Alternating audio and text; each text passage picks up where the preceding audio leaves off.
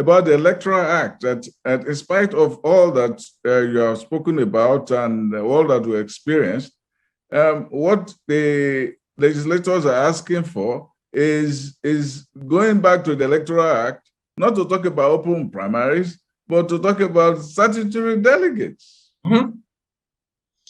Well, let's put it this way. Again, statutory delegates are not foreign to democracy. They're not foreign. They're anywhere in the world. I mean, in America, I think they call them super delegates.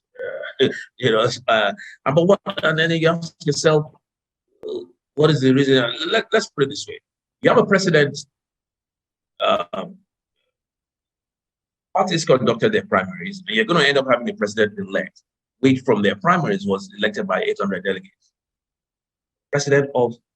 President by 800 delegates, in the case of APC, by 2,000 or so delegates.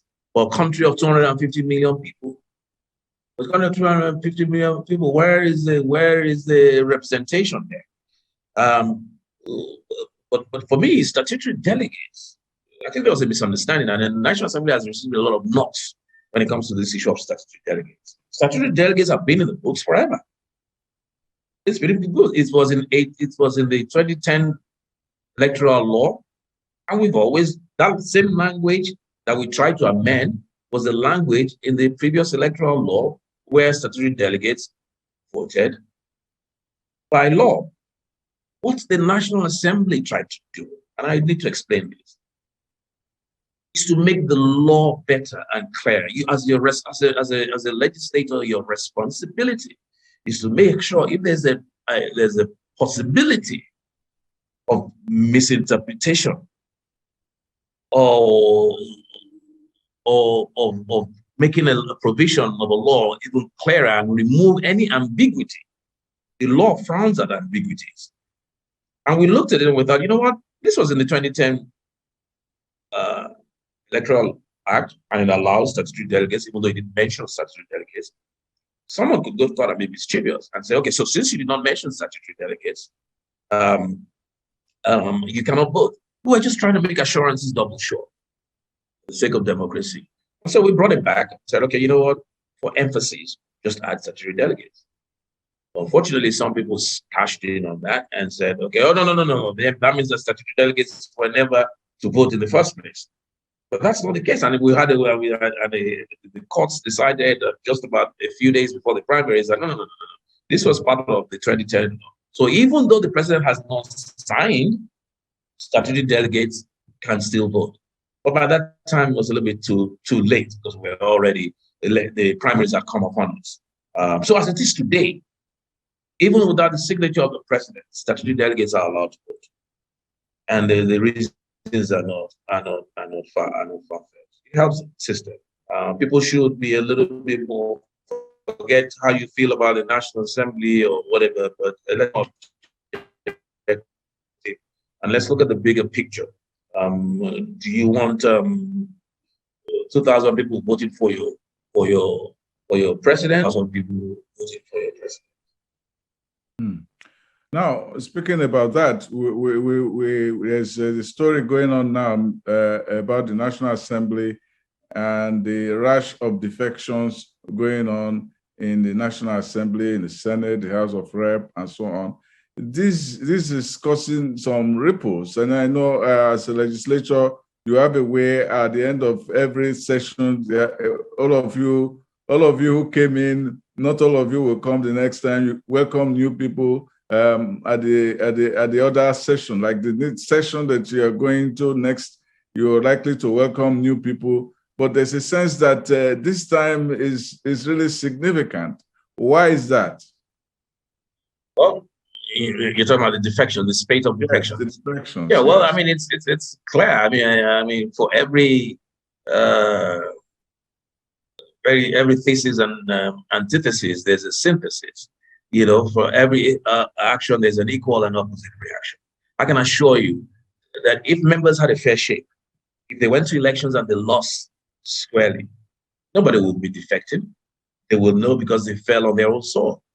But where in a situation where you know you've been robbed, so to speak, or your constituents have been robbed, some of these defections are even based on the constituents themselves. They're saying, no, this is not our choice. You are our choice. We'll go with you to another party. Our members want to go and test their mettle or their strength in other parties and their popularity in other parties.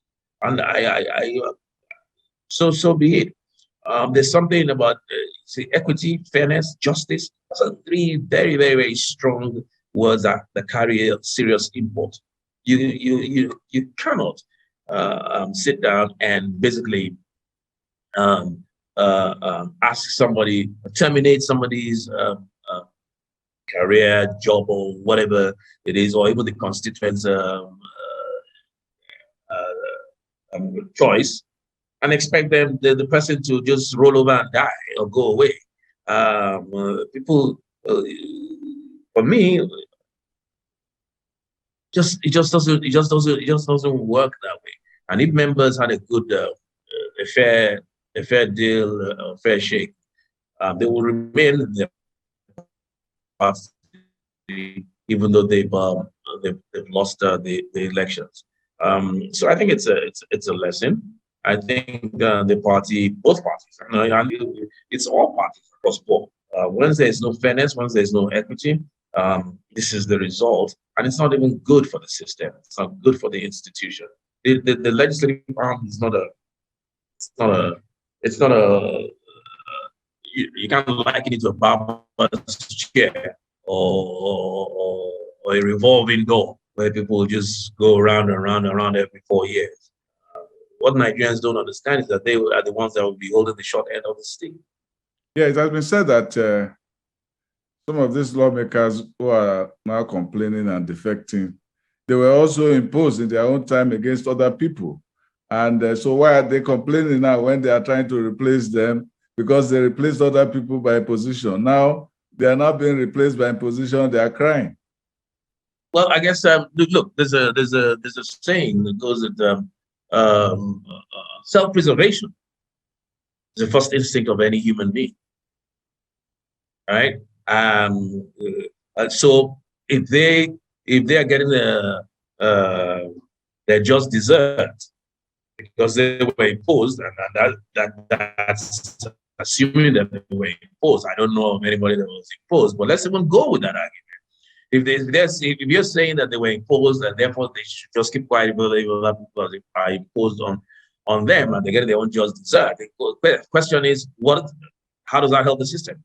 We're talking about law of retribution. That's old school. For me, do you want to maintain or keep something that is wrong in perpetuity? No. As progressives, we need to change that system. We can't say because this happened today must continue like that. We can't continue to do that. There's the rule against perpetuity, even in law. So I don't subscribe to that. Now, let us look at one of the things that you have brought in as a speaker, this idea of coalescing speakers and creating, as it were, a kind of super parliament for the continent. How has that gone? Well, it's gone very well. Well, I sat down and I felt as African speakers, we must have our own agenda for the continent. We must, our problems, our shared problems are almost uniform in terms of health, in terms of poverty, in terms of security. So we must be able to speak with one voice. And so I got other speakers around the continent to buy into the idea, and they felt it was a long time coming. And all happy to join hands and speak with one voice. The first thing we picked up on was the issue of debt cancellation, as opposed to debt review. We felt, we had to press the reset button and cancel African debts and let's start all over again, because debt review is just basically kicking the can down the road. You're just going to pick up that debt. And money saved from debt cancellation can be used and applied to other areas. Otherwise, you live in bondage, perpetual bondage. And so we're still pursuing that, and that is common amongst all African countries. And then we'll pick on other areas, health and the rest of it, as one issue per time. So we had our first physical meeting, not inaugural meeting. We'll be meeting via Zoom because of COVID. But we had our first physical meeting here in Nigeria a little over a couple of months ago. That went very well. It was very successful. We had about 23 thereabouts speakers from African parliaments. It's called Conference of Speakers African Parliaments, COSA. That's what it is, and that's well, we were meeting again in Canada in August, and a sidebar meeting at the CPA meeting. We're holding a sidebar meeting of COSA up there, where issues again will be thrashed out.